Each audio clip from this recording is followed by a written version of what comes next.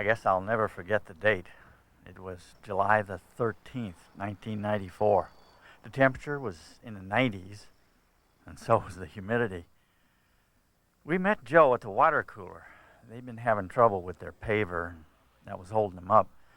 And then I came along with my inspection report on the centerline problem. So, problems were really piling up on old Joe that day.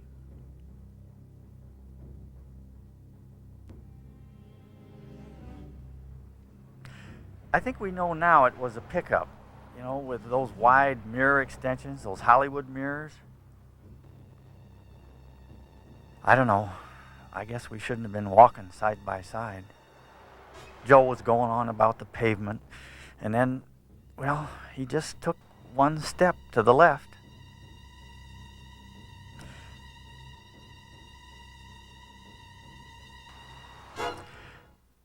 I don't think he knew what hit him.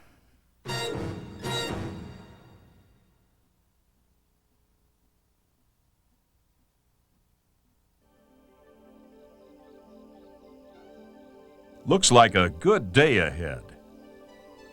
And there's a lot of work to be done. But this is no picnic. This is a construction work zone. When you go to work in the work zone, you've got to put on your work gear, right? Well, you've got to do something else too. You've got to think safety. So wake up, get sharp, stay alert all day long whenever you're here, because this is more than just a work zone. This is a war zone.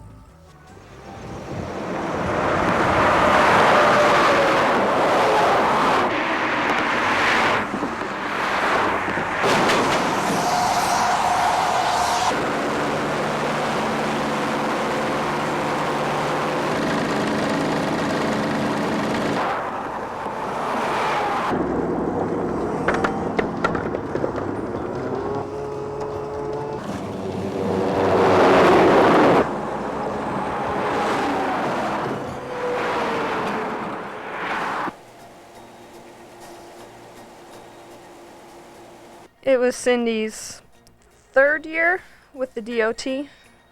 She really liked being out there.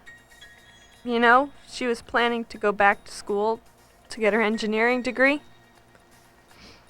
She was like everyone else when it came to safety. Wasn't too concerned about it. Thought she was a pretty careful person. Said it was all just common sense. Everyone said she must have been distracted by all the noise.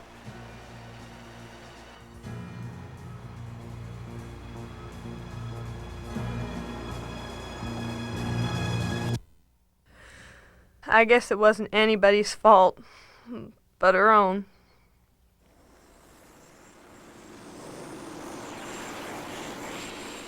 A construction zone is an active, noisy place with everybody doing their own thing. And if you're concentrating on your own job with your backside to others, you're putting yourself at risk, because most likely those others can't see or hear you either. Those others include not only pedestrians, they include equipment operators too. These rigs have two dangerous things about them. One, they're big, as much as 150,000 pounds. If they hit somebody, you know it's going to be fatal. And two, if you're operating one of these rigs, it's awful hard to see anybody that's close to you, especially pedestrians. So if you're walking where equipment's running, you'd better keep your distance. A highway work zone is even more dangerous than your typical construction work zone, because you also have outside traffic to contend with. Here, you don't have much room to work in, or much room to make a mistake in.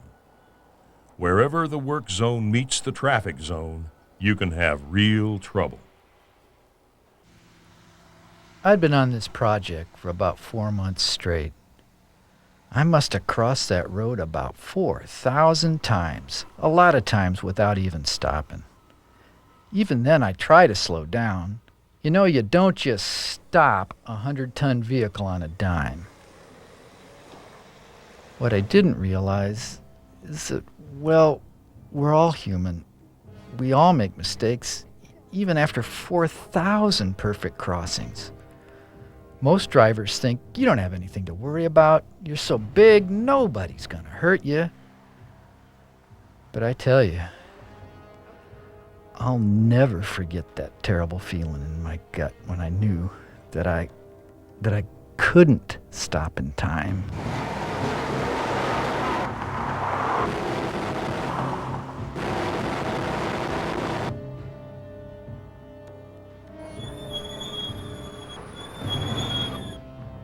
No way I could have stopped.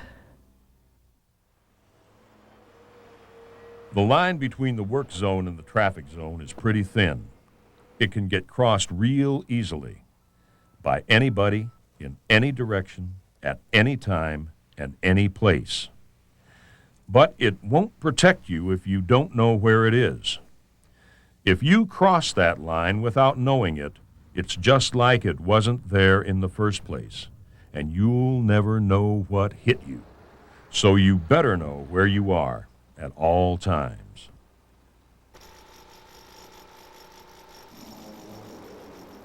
This interstate's a real zoo. It's just a never-ending stream of traffic, and they're all flying by. So to get anything done, you got to put that out of your mind and assume that everybody's going to be driving safely. But someone once told me that of all the drivers on the road at any given time, half of them are above average. The other half are below average.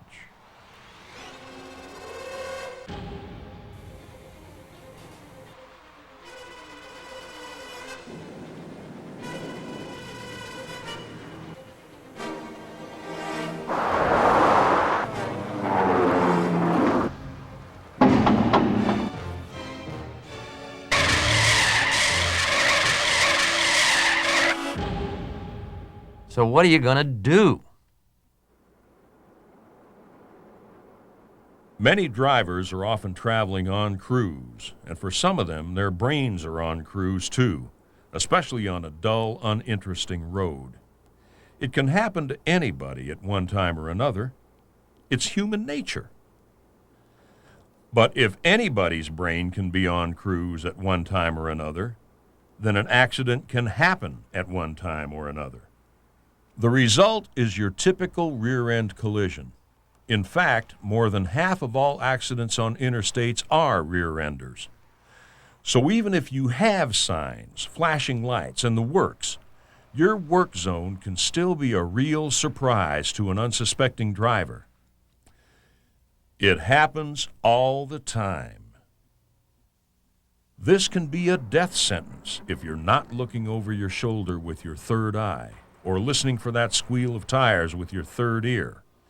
But that's what you've got to do if you're going to be responsible for your own safety.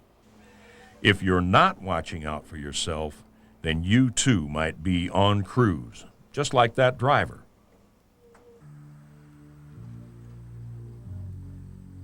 Mike was a real go-getter. He'd been supervising for his company for almost 20 years. Everyone respected him because he knew what he was doing. Things were going real good. In fact, we were ahead of schedule. Oh, you're always going to have some sort of problem, but Mike always seemed to be a step ahead of it.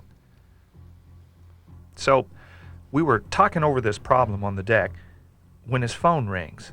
Okay, there's the answer to the problem now. I'll be right back.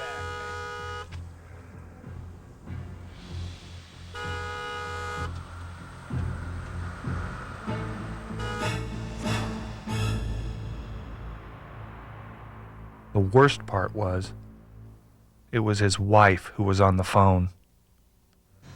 If you don't have your head screwed on straight about where you're at or what's going on around you, If you're just cruising along like a lot of drivers on the open road, then you're not going to be around for long, because it only takes one careless moment, and you're just one step from death.